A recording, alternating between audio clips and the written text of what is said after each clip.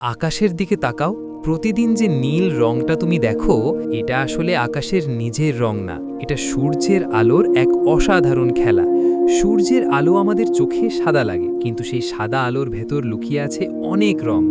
লাল, কমলা, হলুদ, সবুজ, নীল, বেগুনি। যখন এই আলো পৃথিবীর বায়ুমণ্ডলে ঢোকে, তখন বাতাসের ক্ষুদ্র ক্ষুদ্র অণুর সাথে তার সংঘর্ষ হয়, আর তখনই শুরু হয় এক অদৃশ্য জাদু। ছোট তরঙ্গদৈর্ঘ্যের আলো, বিশেষ করে নীল আলো, অনেক বেশি ছড়িয়ে পড়ে চারদিকে। তাই আমরা যেদিকেই তাকাই, চারপাশে সেই ছড়িয়ে পড়া নীল আলোই চোখে আসে, আর সেই কারণেই আকাশ আমাদের নীল দেখায়। কিন্তু সূর্যাস্তের সময়, তখন আলোকে আরও বেশি পথ পাড়ি দিতে হয়। নীল আলো অনেক আগেই ছড়িয়ে যায়, আর আমাদের চোখে পৌঁছায় লাল আর কমলার আগুনে রং। মানে দিনের নীল আকাশ আর সন্ধ্যার লাল সূর্য, দুটোই একই আলোর দুই রূপ। এমন আরও ইনফরমেটিভ রিল আর সিনেমেটিক ফ্যাক্টসের জন্য সাবস্ক্রাইব করো নিখিলিফাই।